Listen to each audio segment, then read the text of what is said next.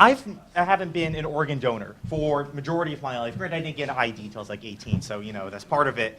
But I was asked a few months ago why I was not an organ donor. I couldn't give a reason. I couldn't give a reason because ultimately what I think Tim and I will prove to you at the end of the day is there's never not a reason to be willing to save another human life. And that's what I think we're going to prove.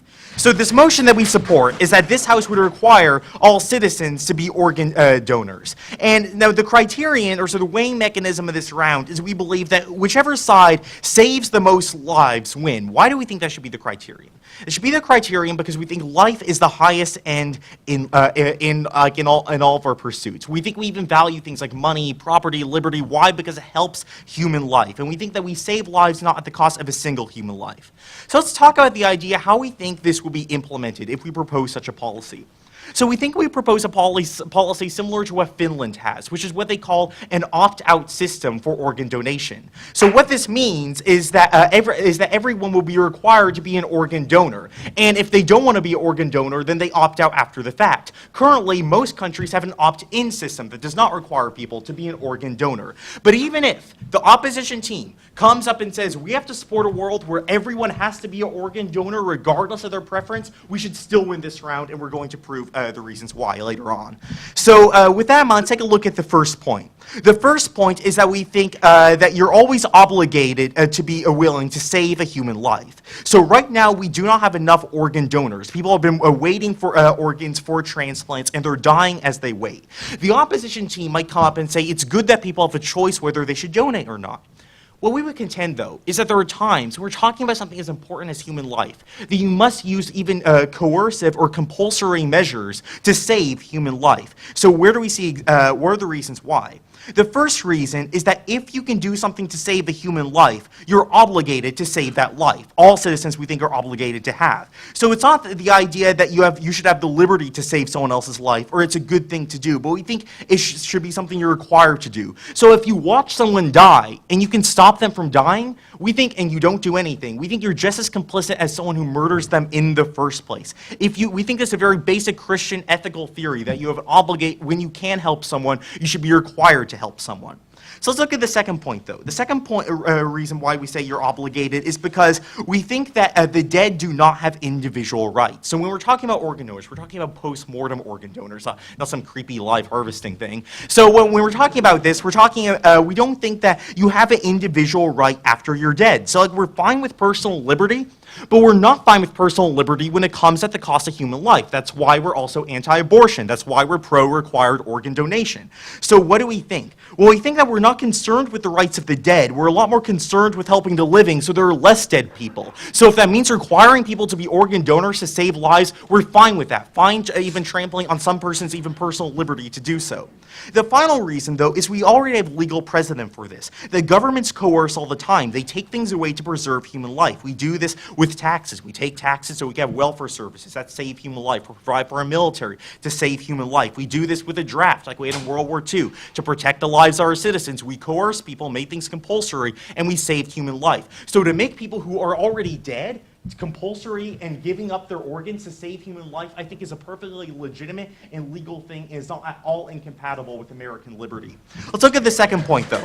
The second point is that there's no compelling reason not to be an organ donor. And why is that the case? Well, we don't see a very compelling scientific reason. Like, you're already dead. It's not going to hurt you. And we're not like in an Egyptian society where you need to get, like in ancient Egypt, where you need to get on to like the hereafter, right, with your body intact. We don't buy that anymore. Furthermore, though, we would say that since it's directly saving a life, we think any objection that people have outweighs. Most objections tend to just be very non-specific, that they don't like the idea of their body being tampered with. They think it's gross, or oftentimes they just don't know about it, so they choose not to do it and get around to it. So making this a system where everyone's required to be an organ donor will just bring more people into actually becoming organ donors. It makes that thing that's active in society, we don't really see a compelling reason not to.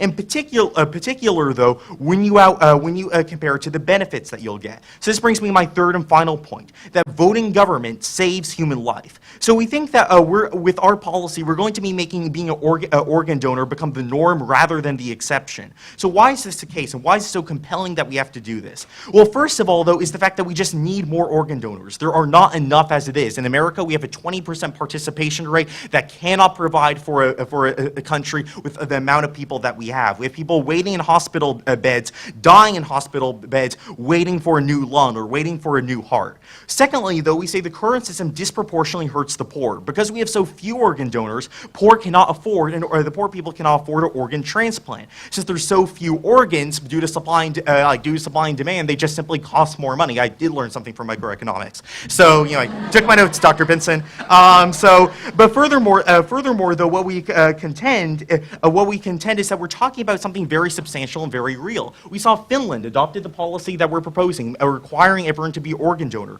What happened? The number of operations and transplants, such as we're talking about, rose by 60%. We saw a lot more lives saved in Finland. We're talking about substantial, real human lives. We're talking about someone who needs a kidney if they're not going to live a painful life on dialysis, which gives them a 50-50 shot at living. We're talking about a poor kid in a neighborhood in Queens who needs a lung transplant, otherwise he's going to die. We're talking about a grandfather, a grandmother who needs a new heart so they can spend 10, 15, 20 more years with their grandkids and maybe even their great-grandkids. That's what we're talking about when we're proposing that all people should be required to be organ donors. Those people I'm talking about, thousands of people that we're talking about, they're waiting. Many of them will die, and they need help. And they're not getting it, Mr. Speaker. They're not getting it with the current policy. That's why we're proposing the plan today. When someone is going to die, when human life, the highest and the greatest gift God ever gave to man, that's on the line. And we can do something to help. I don't think we should just try to help or promote the idea that most people should help. I think all of us must help, that we're demanded to help, and we will help if you vote government. Thank you.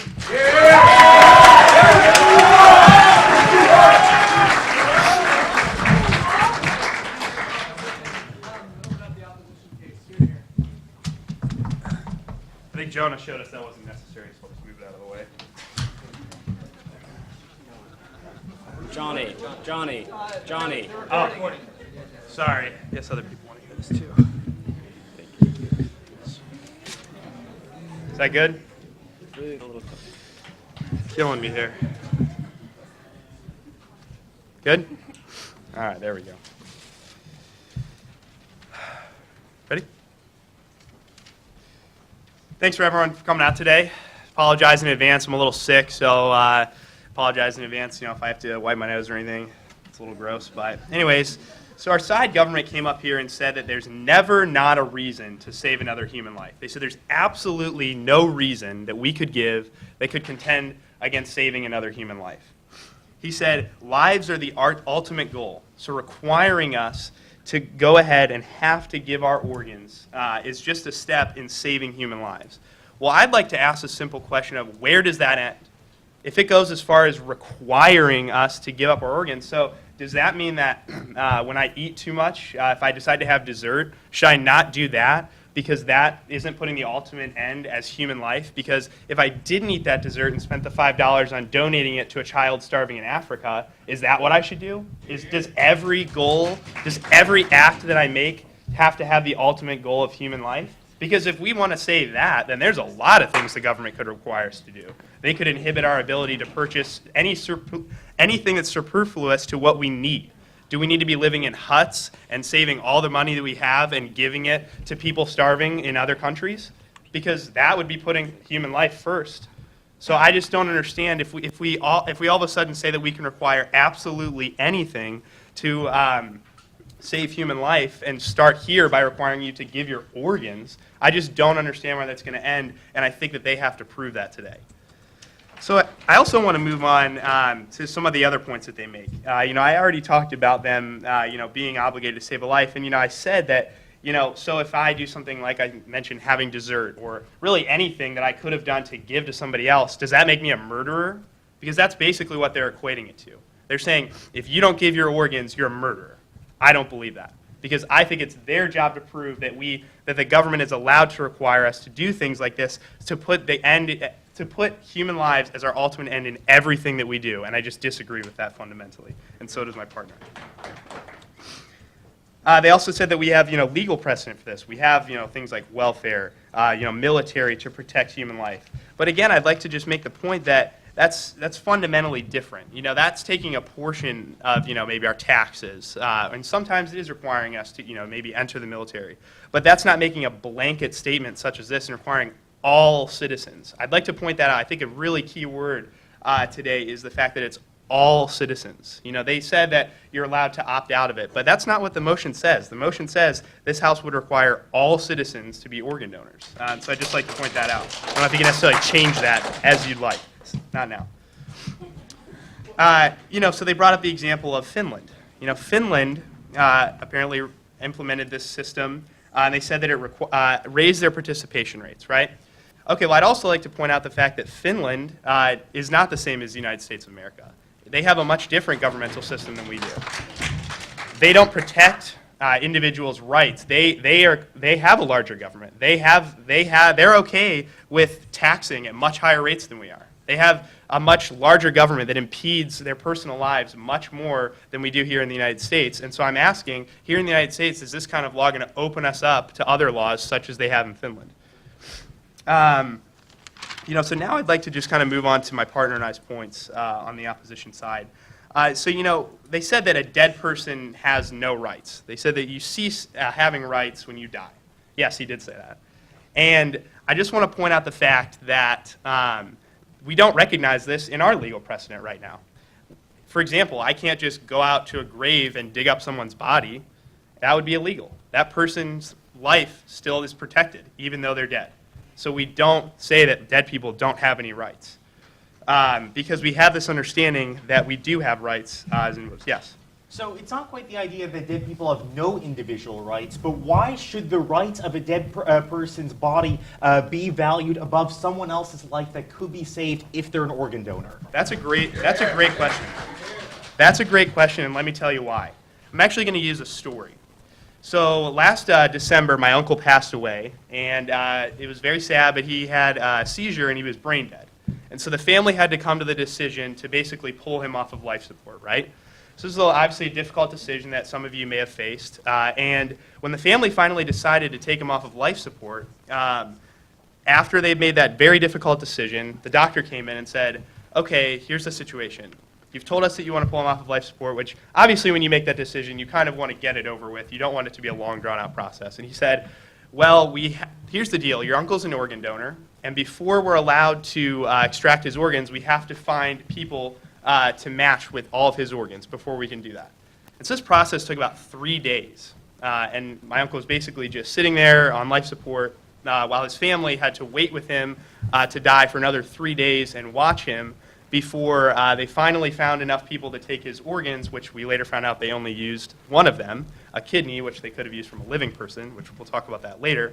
And anyways, they came in, pulled the plug. The family wasn't allowed to be there with him. They took him out because they have to extract the organs immediately. That's how organ donation works, is if you're dead for more than, I believe it's 10 or 15 minutes, they're not able to use those organs any longer. So it can put, my point is, it can put the family in a very difficult emotional situation at the end, in these end-of-life situations like I've just described with my uncle. And so I don't think that it's to say that there's only good that can come out of organ donation. This created a very difficult emotional situation that my uncle's daughters are going to have to live with the rest of their lives. And yes, while they might come up here and say, oh, but won't they have the satisfaction that his organs went to a good cause? Like I mentioned, it doesn't always mean that they use all of your organs. There's a lot of stipulations behind that. We can't just automatically assume there will all of a sudden be this like oversupply of organs. And my partner and I would like to point out the fact that there is only a 20% participation rate, and there are things that we can do to help try and increase that, but it doesn't need to be government mandated. There's things like running ad campaigns, talking about how great it is that we have the opportunity to give our organs to save other lives. But like I said, that needs to be the individual's choice, not the government's. And again, like I said, where would this end? What if a family had religious objections to having their bodies used for organ donation? Because, like I said, this is a deeply personal debate, and we ultimately think that it comes down to the individual and their family. It's the individual's choice to make whether or not they want to give their organs. And if it doesn't come down to the individual in like an end-of-life situation, we believe that it should go to their family, who knows this person deeply, not the government being a third party coming from outside and mandating it on the family. So we think that's a very important that's a very important point to make. And just lastly, again, I'd like to reiterate the fact that they have the proof is on them, and they have to show that they must require all citizens. I just have trouble giving that over to the government, all citizens, letting them mandate something so broad. I just don't see them having that right in my interpretation of what America stands for, what our Constitution stands for, and ultimately what we stand for as individuals. So thank you very much.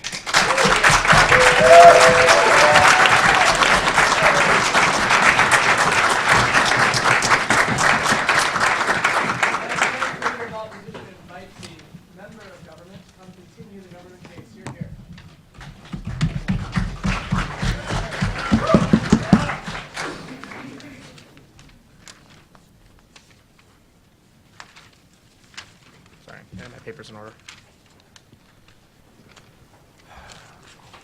All right, speaker ready? We good on volume, by the way? Fantastic. So there's actually an old story that Abraham Lincoln liked to tell to people. So there was a farmer, and he had a large flock of sheep. And one day, while pursuing his flock, he walked up and he saw that there was a wolf entering into the pen. The wolf walked up to the sheep, and the farmer, being a good farmer, walked up, grabbed the wolf by the neck, and started pulling him out of the pen. And the wolf looked at him and said, "But sir, you are violating my liberty. What me and Jonah are giving you today is that sometimes your liberty and your autonomy can be outweighed by the potential benefits of violating those things, right? And we think that the marginal harms of violating the autonomy of those people who are already dead are far outweighed by the actual substantive benefits that we get for those people who are already living." So, 4 points of rebuttal before I get into my actual case here, in which I'll talk about the idea of autonomy and why that it's okay to override autonomy insofar as we do get benefits. So, number one, he talks about the slippery slope, and he's asked the question, what is the standard, right? So I would actually reply that Jonah did a very good job at explaining our standard. So what is it? Well, we're trying to maximize human benefit, and that entails also trying to minimize as much harm as possible. So what does this mean? It means we exclusively get organ donations from people who are dead, right? I'm sorry that you didn't get to eat cheesecake, Johnny, and I would like to have a world in which you do get to eat cheesecake for dessert every day, right? Because we think that to take that cheesecake away from you does harm you in a very severe emotional way, right? And we wouldn't want to have that outside government. So we do think that there is a bright line there, and we do think that we are fine on that bright line. But number two, though, so the second point of rebuttal is the problem he says that the problem is all citizens, right? And that we tried to fight us on our model point on the idea that we should have a point in which they cannot opt out, right? So number one, I just don't think that they did a good enough job of explaining why it didn't really fit within the wording of the model, aside from just the fact that he didn't like it. But second of all, even if we were to remove the opt-out system, even if we were to make it mandatory, we think that it's fine, right? Why is this? Because we think that autonomy is ultimately weighed out by the social good that comes, right? And even if Jonah and I have to operate on pure utility, we think that this utility is much better than any esoteric, any effervescent, any kind of hard-to-grasp notion of kind of autonomy or liberty, or just isn't right. Third point, he talks about why Finland is a bad example, because Finland be different. So I'm going to reply that, look, even if Finland is different, and they're doing something good that happens to be different, then that is a problem on ourselves, not on the problem on Finland, right? And I think that we as a country are a country of immigrants who adopt culture, who adopt practice, who adopt government standards that ultimately work out for the best, right? I'm sad to say that Johnny doesn't want to move forward in the future, that Johnny cannot accept anything that might be good because it's just different, right? I just don't buy that as a really good argument. Finally, he talks about life support shenanigans, right? And he tells this very moving story about this man who had to stay on life support while they tried to find organ donations. Two responses to this. So A, I think that's just a call to have better storage procedures so we can harvest the organs directly, keep them on storage, find the patients afterwards, right? I think that was just like a dumb hospital policy. It wasn't really intended to hurt anybody. But B, even if we have to keep with the model that he gave to us, right? We think that the sadness of the family having to undergo 3 days of their uncle being on life support is far outweighed by the joy of a family who got their uncle back. The joy of a family who had their grandmother back. The joy of someone who found out that he's not going to die because he does get a kidney. The joy of someone who finds out that his heart will continue beating because someone gave him a new one. I think that those things far outweigh any possible harm that they've given us today. So let's talk about the issue of autonomy, right? So why do we think that it just shouldn't apply as a principle, or even if it does apply, it's outweighed by the principle of utility? So number one, we just think that the dead have less rights, right? We think that you lose ownership of your kidneys when you pass away. Why is this, right? Because I think that the assumption is over ownership of anything when you die, that it has to be passed on, right? That's the reason why dead people don't get to own estates into perpetuity. They have to give it on to their heir, right? And we're fine with allowing provisions that you can earmark your kidneys for your son or daughter if they need kidneys, right? But we do think, though, is that there's this assumption that you do need to pass on vital utility things, right? That you need to pass on things that could benefit somebody else. We think that organs are fully in this. And we don't think that it's in the same kind of realm of kind of defilement that, like, exhuming corpses and, like, ripping them apart is, right? We think that rather we can, if we treat it as a society, as a sacred, sacrosanct thing, right? As one that's full of dignity and honor, one that aids people's lives, one that at the end of the day allows people to live just a little bit longer. We think that that's, if anything, honoring the body, honoring the power that the body has, honoring the power that the body can have for others. Second point, though, is the living have more rights and value, right? So we say that, just number A, the right to life, right? We think that that's something that only the living possess, and the dead don't have that, right? So we think that when the dead try to exercise their rights of ownership, they violate the right to life that the living have, right? They in turn directly kill someone by hogging selfishly their organs. We think that that is incredibly problematic. But second of all, though, and if we're going to go with the utility framework, we need to understand that the living just offer more utility than a dead body ever could, right? So what is this? So A, in kind of the more economic productivity aspect, right? So the living work jobs, the living help other people who are living, the living kind of, like make society run. But we think that it goes beyond that, though, because we think that there's a little bit more nuance here. Because the living offer utility in terms of the emotional benefit they give, right? Because I would say that knowing that my grandmother was still alive and that she could go to my wedding is far better than knowing that my grandmother happened to have all of her parts when she was put in the casket, right? We think that the effect that the living have on society far outweigh any memory that the dead could ever give. So it's because of this that with the living matter more and should be preserved more than the wholesomeness of the dead, right? And we're fine even if it is some modicum amount of defilement, if it does mean that the living can continue onwards, right? And if it also means that nobody is hurt in the process, because we just don't think that the emotional harms that Johnny has mentioned far outweigh any of the good harms we've mentioned, and we just don't think that anyone's actually incurring physical pain because we're only taking them from the dead. But let's also talk about religious minorities, right? Because Johnny does mention this. I think it's important to talk about, right? We just don't think it outweighs. Why is this, right? So number one, we just usurp harmful religious beliefs all the time, right? Like this isn't like this new thing that we're introducing. So for example, we don't allow Native Americans to smoke peyote, right? And second of all, we don't allow Muslims to stone adulterous wives, right? We think that there are certain religious beliefs that because they are harmful, because they directly hurt other people, we're allowed to violate them because we think that it's for the good of the state and good of the people, right? In the same way, religious beliefs that dictate that you selfishly hog your organs, we think do directly hurt people, right? We think it's the equivalent of standing by when people are marched off to Auschwitz because you could have done something, you could have said something, you could have helped someone, but you didn't because it was more comfortable for you.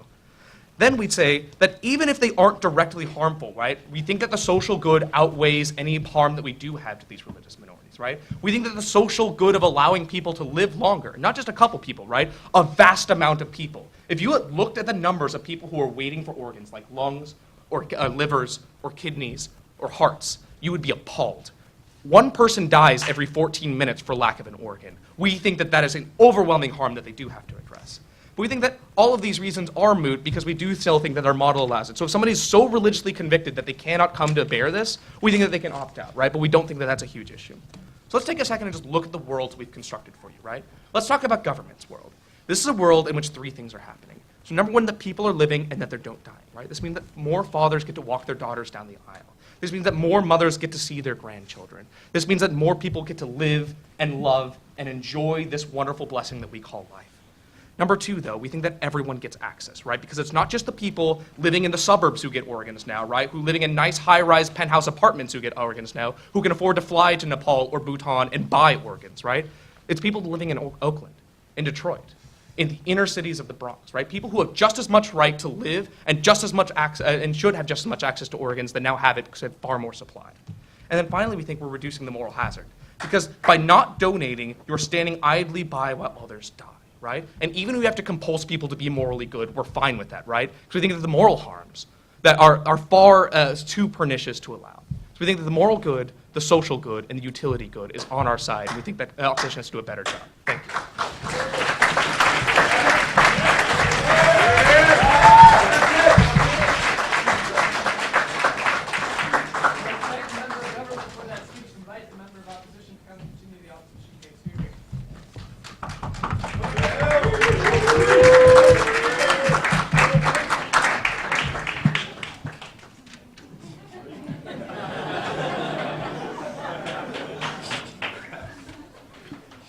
Thank you, everyone, for coming out. Hope this is a profitable debate. I'd first like to go by rebutting some points made by side government, and then go along and adding on to some of Johnny's points. Now, side government's points all had one thing in common, one really correlating fact, and that it's un-American.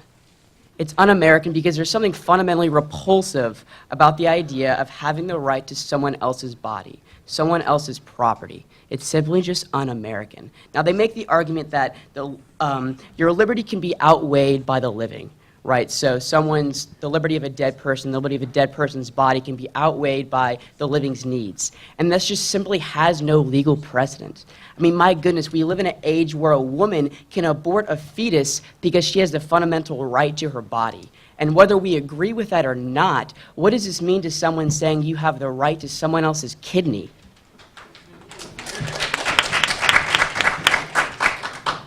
So yeah, their argument is just simply very progressive. They say that it's more utility, more social good. And there's simply just nothing legally protecting that in the Constitution or simply in society. Where do we see this play out? How does this look long term? Not now. And furthermore, Tim pointed out that you have the religious right to smoke peyote, which isn't true. That actually got struck down. You don't have the religious right to smoke peyote.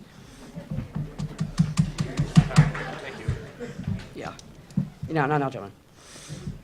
Yeah, so their argument is simply that the dead have no legally recognizable rights. So, as Johnny pointed out, why is grave digging illegal? Why is necrophilia illegal? Now, certainly that's a more crass example, but it simply points out that the dead do have certain rights that can't be violated, even though they're dead. So, yeah.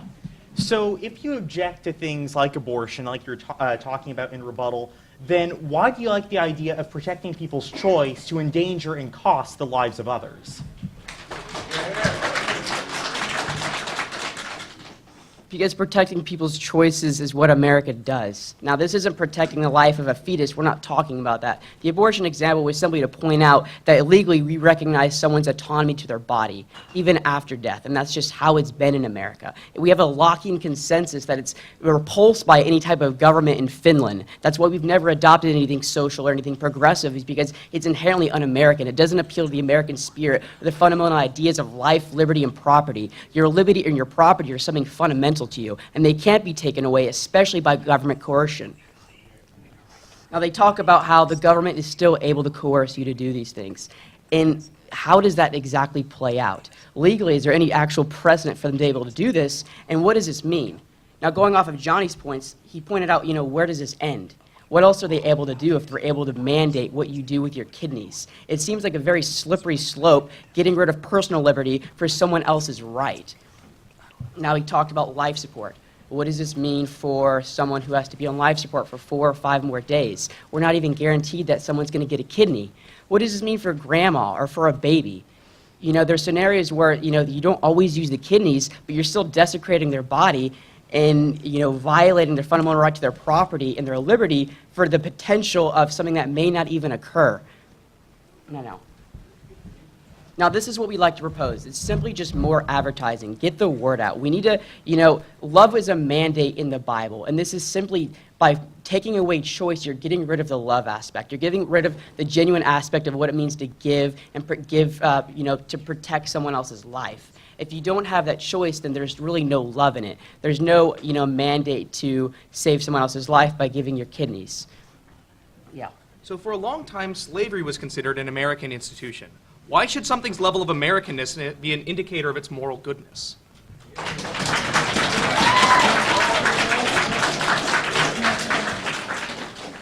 I think slavery is the biggest example of hypocrisy against America's fundamental rights to liberty and property. I think slavery is a terrible example because it points against anything America's ever stood for. I completely agree that slavery is a sham, but I don't think that was a reflection of America's true founding principles. So simply put, our argument is this, that it's just not in the scope of government powers to mandate that you give away some of your property for someone else's life. It has not been, and it never will be, because it's simply un-American. We're not Finland. We don't have a progressive government that would like to violate on your rights. This is just how we do things. So simply put, we need to just get the word out. It means, spreading the word about, the benefits of giving away your kidneys, or the benefits of saving lives. But that doesn't mean taking someone else's body parts, by force. Making someone do that. So yeah, again, they say the moral good and the social good are on our side.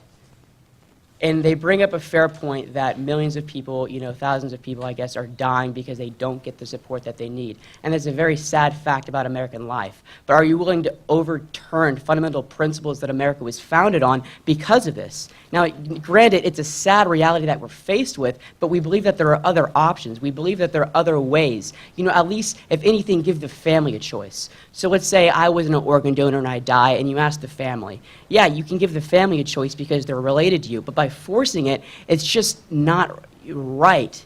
It's just not, coercion has just never been the way that we do things, and you're just overturning years of case precedent. There is no precedent for this motion. So ultimately, it goes down to the fact that the moral good and the social good aren't outweighed by the dead and by the dead's right to their body, because the life of liberty and property are something fundamental. It's something America was founded on, and it's something America will continue to be founded on. And a motion such as this will simply get rid of that and lead to a slippery slope of the government can coerce you to do anything. Thank you.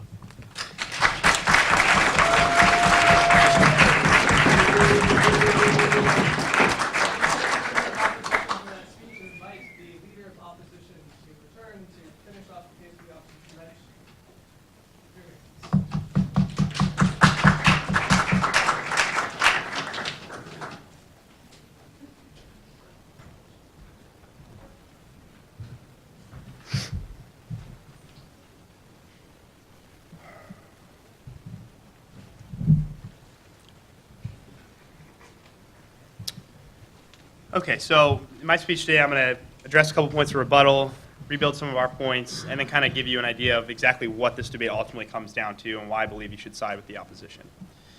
So Tim came up here and made the point that the living have a greater impact than the dead, and that my example of, the emotional, negative emotional impact, on my cousins is insignificant. But I think this is just something that's just simply not true in reality. I mean, we have plenty of examples of emotional impacts having very serious and real negative impacts on people. I mean, look at things like depression, post-traumatic stress disorder, all these kinds of different emotional illnesses, or in some cases things being caused from a traumatic experience that do have real impacts on people's lives. So I don't think it's fair to just dismiss that so easily. He also brings up the example that one person dies every 14 minutes due to a lack of enough organs in the country. And while, of course, my partner and I have given you examples of how we would like to, increase that number and say that, one person only dies every 30 minutes, we don't necessarily see the link where just because we want to increase that number, that automatically gives the government the right to our fundamental right of our body. Because we think there are alternative ways to increase that number. We think that you can run successful ad campaigns to show the benefits of donating your organs. You can show, the positive impact that you can have on somebody by opting in to be an organ donor and having the chance to save a life. But that's another thing I want to point out. Notice that I said you have a chance to save a life. It doesn't guarantee that you're going to save a life. In the example I gave you of my uncle, they only took his kidney. They're seeming to make this argument that by being an organ donor, you're automatically saving more lives, and they're going to use every organ that you have, when that simply is just not true. They also made this argument that poor people will get more organs. And I would like to just ask how that's proven, because I still don't see the poor people moving up the list as priority for getting more organs. I think that there are a lot of people without organs. Obviously, we have a shortage. But that doesn't mean that just because we have some more organs that poor people are going to be moved up the list. That just means that more probably people from affluent areas are going to be receiving organs, with poor people still remaining at the bottom of the list. So I don't think that's a valid argument either, not at this time. He also used this pretty strong language in saying that, if you're not doing something to save someone's life, it's the equivalent of walking by at Auschwitz while they're ushered into the mustard gas chambers. And this is kind of the example I'd like to go back to that I was mentioning before in my prior speech. He kind of made fun of my cheesecake example, which obviously this is an extreme example, okay? I was kind of trying to be a little bit funny, so I appreciate Tim pointing that out. But seriously, I think this is a question that we have to ask. If we're willing to give them our most fundamental right, the right to our bodies, then what else are we willing to give them up for the end goal being saving human life? He mentioned the fact that, he said that dead people don't have any say in what they do with their property when they die. That's not true. We have wills. We have estates. We absolutely, even when we die, are able to direct where our money goes. So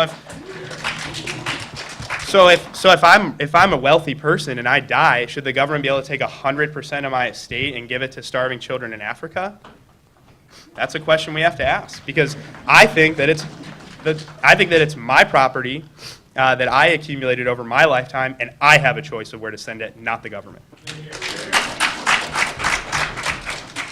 He also brought up the slavery example, which my partner did a good job of talking about, but I just want to bring that up again. Again, that was something that was different because slavery was violating the slaves' fundamental rights. So we would have rejected that. Of course we would have rejected that. That's violating their fundamental rights. We're rejecting this because we don't want our fundamental rights to be impeded on. So I'll take a question on that. So do you think, therefore, that your bodily autonomy allows you to will the death of another? See, I think that's just trying to use really strong language. Again, they're trying to bridge that gap of saying, because I'm not going to be flattered by that strong language. They're trying to bridge that gap of saying that by choosing not to be an organ donor, you're choosing to kill somebody. I don't see the equivalent there. By me deciding not to donate to a nonprofit organization in Africa isn't me deciding to kill a child. We just understand that. I don't really think that I need to explain that philosophically. We just intuitively understand that, okay? And so that's what I'm trying to point out, and that is exactly what I think this debate comes down to. Okay, that's kind of what I wanted to get around to. So thank you, Tim. It is the point that how far are we willing to go? And it's just not fair to ask this question of, well, because in my opinion, you could look at anything that we do and you could say, hey, you could have spent $10 less on that shirt. Why did you do that? You could have given that to the poor. Why did you walk by that homeless person who was starving on the street and not drop a quarter in his glass? He could have bought lunch with that. There's all kinds of questions. And how far are we going to let the government go in impeding on our rights and obligating us to give to things just because the end goal is human life? I just don't see that. I don't see them bridging that gap. And to be quite honest, for them to win this debate, they have to bridge that gap. And my partner and I think, have come up here and given you plenty of reasons why this motion is simply a violation of our right to decide what we want to do with our property. We've given you examples of why the points that they've brought up have plenty of holes in them. And we've shown you how this is simply an un-American resolution. And we just believe that by giving the government this power, what else are we giving them? That's my question for you, and that's what I want you to think about when deciding on this motion today. Thank you very much.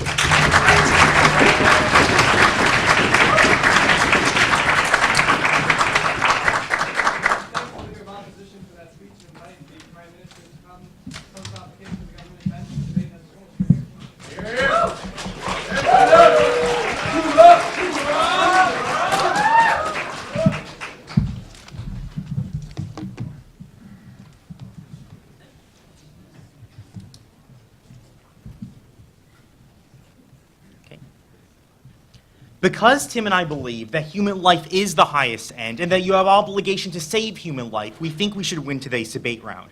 What I'm going to be doing is going over three questions, three main reasons why I think we won this round. The first question is human life the highest end? The second question is, do you have obligation to save human life? And third of all, does the government team save more lives? So with the first question, is human life the highest end? The opposition says that, well, there are ends that can be higher. So the end of individual choice is higher, that we value people's choice and their bodily autonomy. Now, I personally have never been really persuaded by the right to own one's body outweighing the right to human life, but I have some more reasons beyond that. The first reason we contend is that life is better than choice. Why? Well, we think that laws in general limit liberty for the sake of life. We have this in very basic laws, whether that be speeding laws or seat belts. We could have laws like that with abortion. We have laws like that with murder and homicide, etc. The premise exists already that we limit liberty and choice for the sake of life. So why, more philosophically though, why is life better than choice? Tim and I, we contend that life is better than choice because more people living means more people being able to make choices, to live, to have that right to choose in the first place. Without life is the first value that we must look to. Second of all, though, we say life is the purpose of all endeavors, like government policy, money, food, all these exist to make life better. Life is the highest end. This wasn't really addressed. Thirdly, we just think like it's one just like the greatest gifts humanity ever has, like one of the greatest gifts God ever gave us. So when we're talking about that life is the highest end, who best helps life? So the opposition team proposed the idea that our policy is definitely un-American. And what we would contend, though, is that life is certainly a higher end than simply being pro-American, right? Beyond that, though, we would say, first of all, that the America I know is America that values life, that begins with life before liberty and the pursuit of happiness, that has life enshrined in its Constitution, or Declaration of Independence. Don't worry, I won't mess up an app. Second of all, though, we would contend that simply just being un-American, like Tim pointed out, is not a reason in of itself. If we live in America that doesn't value life, maybe we will become a better America if we start valuing life. That's what we are proposed. The second question we'd like to contend with, though, is now that we know life is the highest end, do you have an obligation to save human life? We would say the answer is yes. Now, opposition says, well, that's not always true. They say that, first of all, this could lead to a dangerous government precedent, that we just start giving up our liberties for the sake of whatever the government wills. So we would contend, though, that, first of all, the precedent of giving up liberties to the government already exists, so this harm is non-unique. Second of all, though, we would say that we do not have to defend the slippery slope of government overreach in order to warrant your ballot. I'm okay with having the precedent that we can give up liberty for preserving life. I'm okay with living with that precedent. And if that's the worst harm we get from side opposition, I don't really think that's that bad of a world that we're living in. Then they talk about the idea of these religious harms. I think Tim addressed this in his speech, that we already do violate some religious liberty for the sake of preserving human life and human dignity. We see this like in that we don't allow things like honor killings, which that we see in forms of Sharia law. We're willing to compromise religious liberty for the sake of life.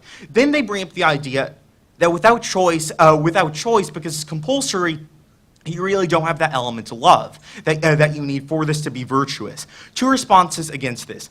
Our first response is that we simply think that love comes from saving another human life, whether it's compulsory or not, just having more human beings. That's a very loving thing to do. Second of all, though, what we would contend is that even if this choice is not made without love, I will prefer a world where there are more people living, even if a few people are just so self-centered they didn't make that choice with love. I think they'll find the love through their actions. And I just really don't think this outweighs the harms we presented.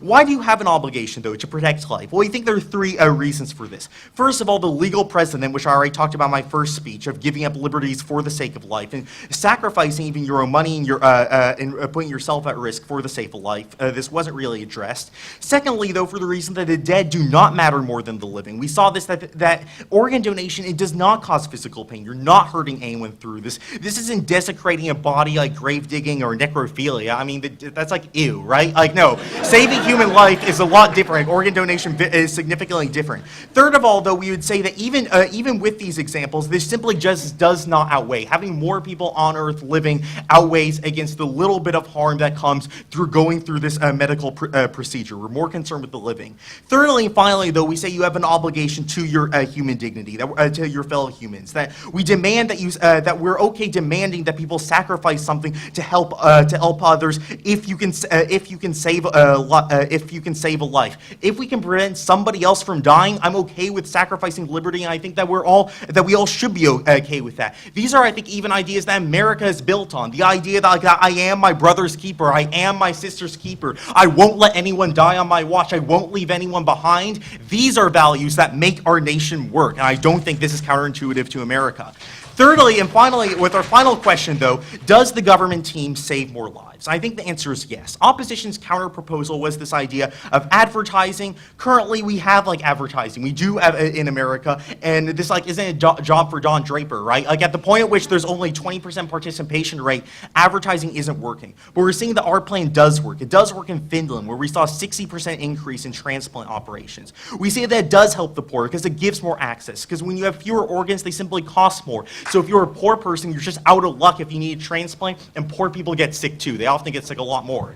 Thirdly, though, we see that ultimately that we do save lives. We're not so sure. They might not use every organ. We're not going to save every life, but we will save some lives. And each life that we save is a reason to be voting for the government team. Maybe we'll get to a point that only one person will die after because they don't get an organ every 60 minutes rather than every 14. And then maybe it'll be only one every day. And maybe it'll be only one every year. But we will be making substantial increases. As it stands in this round, round, we see the vast advantages of saving lives. People who need organs, they need lungs, they need hearts, they need kidneys, the very things you need to live, and they're waiting for them, and we give them that benefit. In the end, Mr. Speaker, this isn't an issue for tomorrow. This isn't an issue for advertising. Now is always the time to do what is right, as Dr. King said. Now we always have an obligation to help those in need. I'm willing to sacrifice a bit of liberty to save humanity. I'm willing to compromise personal choice for the dignity of human beings. We will eat all of those harms that they have because we think we create a better world. We think ultimately we create an even more American America, where no one's left behind and where humans all have value. Thank you.